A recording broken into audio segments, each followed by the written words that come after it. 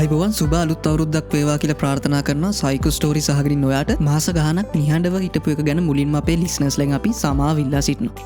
හරි එහෙනම් කාලයකට පස්සේ අපි කතා කරන්න යන්නේ මීට කලින් අපේ පොඩ්කාස්ට් සීරීස් එකේ අපි කතා නොකරපු දෙයක් ගැන. සයිකෝ ස්ටෝරීස් මනසින් දකින්නන්ගේ පොඩ්කාස්ට් අවකාශය. ලව් එහෙමත් නැත්නම් ආදරය කියන්නේ ගොඩක් පුළුල් දෙයක් වුණත් අද අපි කතා කරන්නේ දෙමව්පියන් දරුවන් සහෝදර සහෝදරයන් අතර ඇතිවන ආදරය ගැන නෙවෙයි. මේ කතා කරන්නේ කාන්තාවක් හා පිරිමියෙක් අතර තමන්ගේ ජීවන සහකරුවා හෝ සහකාරිය තෝරා ගැනීම සම්බන්ධව ඇතිවන ආදරය ගැන. Triangular Theory of Love. මෙන්න මේක මුල්වරට ප්‍රකාශයට පත් කරේ රොබර්ට් ස්ටර්න්බර්ග් කියන ඇමරිකානු මනෝවිද්‍යාඥයා විසින් 1985 අවුරුද්දේදී. ආදරයක් හට ගැනීම, ඒක පවත්වාගෙන යාම, ආදරය බිඳ වැටීම ආදී කරුණු රාශියක එකතුවක් ත්‍රිකෝණයක් ආශ්‍රයෙන් ඉදිරිපත් කිරීම තමයි මේකෙදි සිද්ධ වෙන්නේ. ස්ටර්න්බර්ග්ස් Theory of Love කියලා තමයි මේක සුලභව හඳුන්වන්නේ. අන්තර් පුද්ගල සම්බන්ධතාවලදී ආදරය හා සම්බන්ධ වන ප්‍රධාන කරුණු තුනක් තියෙනවා. Intimacy, passion සහ commitment කියලා අපි මේවා හඳුන්වනවා. සිංහලෙන් කියනවා නම් intimacy කියන්නේ දැඩි මිත්‍රත්වය. passion කියලා අපි හඳුන්වන්නේ අනුරාගය. එහෙමත් නැත්නම් දැඩි ලැබිකම කියන අර්ථය. අන්තිම එක commitment කියන්නේ කැපවීම, බැඳීම, ඒ වගේම පොරොන්දුව කියන අර්ථය. හරි. දැන් අපි try කරමු මේ intimacy, passion සහ commitment කියන දේවල් වචනාර්ථයෙන් එහාට තව ටිකක් ඩිකෝඩ් කරගන්න. එතකොට අපිට ලේසි මේ කතන්දරේ තේරුම් ගන්න. intimacy කියන්නේ යම් දැඩි බැඳීමක් පිළිබඳ වූ හැඟීමක්. පැහැදිලිවම තව කෙනෙක් හා සිදුවන සමීප වීමක්, සම්බන්ධතාවයක් වගේ දෙයක්. passion කියන එකෙන් තවදුරටත් අදහස් වෙන්නේ ඔයා කෙනෙක්ට කැමැත්තෙන් ඉද්දි ඔයාට ඒ කෙනා කෙරෙහි ඇතිවන ගැඹුරු හැඟීම හා බැඳුණු අත්දැකීම. මේ හරහා තමයි ඔයාට ඒ පුද්ගලයා කෙරෙහි ඇතිවන රෝමාන්තිකය වගේම රාගික සිතුවිලි බලාත්මක කරන්නේ. commitment කියන කරුණ හරහා තමයි අපි මුලින් කතා කරපු කරුණු දෙක එකට එකතු කරන්නේ. මේකෙදි වෙන්නේ රිලේෂන්ෂිප් සම්බන්ධව ඔයාගේ ෆියුචර් එක ප්ලෑන් කරන්න අදාළව ඩිසිෂන් මේකින් එක වෙන එක.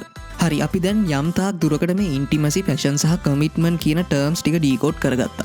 මේ ටර්ම්ස් තුනේ විවිධ කොම්බිනේෂන්ස් එක්ක හඳුනා ගන්න පුළුවන් ආදරයේ විවිධ ප්‍රභේද කීපයක් ගැන ස්ටර්න්බර්ග්ගේ Theory of Love එකේදී අපි කතා කරනවා. දැන් අපි බලමු මොනවද මේ ප්‍රභේද කියලා. පළවෙනි එක non-love කියන්නේ සරලවම intimacy, passion සහ commitment කියන කාරණා තුනෙන් එකක්වත් බලාත්මක නැති අවස්ථාවක්. non-love කියන වචනය ඇහුණු ගමන්ම ඔයාට ඒක ගැන අදහසක් එනවනේ. මේ වගේ තත්ත්වයක් ඇති වෙන්නේ ඔයා සුවිශේෂීව ඇට්‍රැක්ට් වෙලා නැති පිරිසක් අතර. අංක 2 friendship.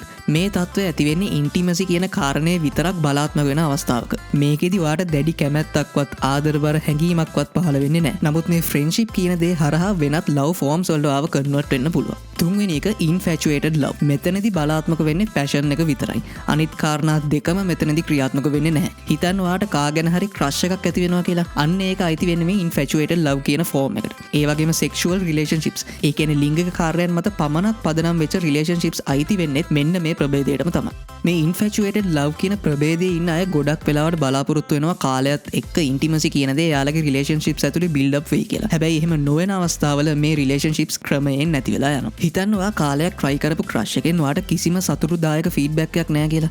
ඒ වගේ වෙලාවක කාලයක් යද්දි මේ ගැන ඔයාට තියෙන interest එක නැති වෙලා යනවා. හතරවෙනි එක empty love. මේකට හොඳම උදාහරණයක් විදියට අසාර්ථක විවාහ ජීවිතය. ඒ කියන්නේ unhappy marriages අපිට ගන්න පුළුවන්. මෙතනදී commitment එක විතරක් ඉතුරු වෙලා intimacy, passion කියන කාරණා දෙකම නැති වෙලා යනවා. කාලයත් එක්ක ආදරේ අඩු වෙලා ගිය marriage එකක අන්තිමට ඉතුරු වෙන්නේ නීතිමය වශයෙන් නැති බැඳීම විතරයි. arranged marriages. එහෙමත් නැත්නම් යෝජිත විවාහවලදීත් මුලදී මේ empty love කියන තත්ත්වෙන් පටන් අරගෙන කාලයත් එක්ක ඒව ඇතුලේ intimacy සහ passion කියන ඉතිරි කරුණු දෙක ගොඩනැගීමේ හැකියාව තියෙනවා කියලත් සඳහන් වෙනවා. අංක 5 romantic love.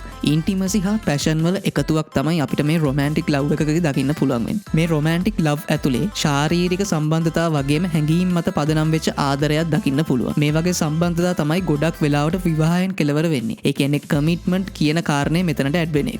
නමුත් මේ වගේ අවස්ථාවල commitment කියන දේ අඩුවෙන් තියෙන බව තමයි සඳහන් වෙන්නේ. දෙන්නට දෙන්න පසු කාලීනව අඳුරගන්න නොගැලපීම් එක්ක මේ සම්බන්ධතාව විවාහයට කලින් අවසන් වෙනවා. අංක 6 companionate love. මේ අවස්ථාවේදී intimacy වගේම commitment කියන කාරණා දෙකම අපිට බලා ගන්න පුළුවන්. නමුත් passion එක මේක ඇතුලේ නැහැ. නමුත් මේක අපි කලින් කතා කරපු friendship love කියන එකට වඩා strong. මොකද මේකේ commitment කියන සාධකය බලාත්මක වෙලා තියෙනවා. දිගුකාලීන විවාහ සම්බන්ධතාවවලදී අපිට මේ තත්ත්වය දකින්න පුළුවන්. ඔයාගේ partner එක ආදරයෙන් ඉන්න passion කියන කාරණේ අත්‍යවශ්‍ය වෙන්නේ නැහැ. මොකද affection එහෙමත් නැත්නම් සෙනෙහස කියන දේ මේ ඇතුලේ තවමත් තියෙනවා. කාමුකමේ නොවන relationships පවත්වාගෙන යන යහළුවන් අතර වුණත් companionate love පවතින්න පුළුවන්. අංක 7 fatuous love. මේකෙදි අපිට දකින්න පුළුවන් වෙන්නේ commitment හා passion කියන කාරණා දෙක විතරයි. අංක 8 consummate love. මෙන්න මේ කන්සමේට් ලව් කියන එක තමයි රොබර්ට් ස්ටර්න්බර්ග් ප්‍රකාශ කරපු ෆෝර්ම්ස් ඔෆ් ලව් අතරින් අයිඩියල්ම එහෙමත් නැත්නම් පරිපූර්ණම ආදර ප්‍රභේදය. මේකෙදි තමයි අපි මෙච්චර වෙලා කතා කරපු ඉන්ටිමසි, පැෂන් හා කමිට්මන්ට් කියන කාරණා තුනම බලාත්මක වෙන්නේ.